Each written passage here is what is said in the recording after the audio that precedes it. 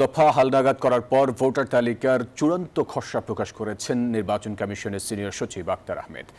বিকেলে নির্বাচন কমিশন অফিসে সংবাদ সম্মেলনে এই তালিকা প্রকাশ করা হয়। তালিকায় মোট ভোটার 12,63,27,504 জন, যার মধ্যে নতুন করে অন্তর্ভুক্ত হয়েছে 1,37,642 জন এবং তালিকা থেকে বাদ পড়েছে 1,038 জন।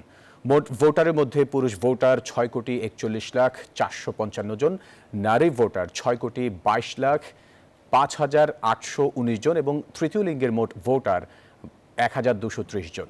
আগামী 31 অক্টোবরের মধ্যে যাদের বয়স 18 বছর হবে তাদেরকে নতুন করে হালনাগাদ তালিকা সংযুক্ত করে তৃতীয় ধাপে চূড়ান্ত ভোটার তালিকা প্রকাশ করা হবে।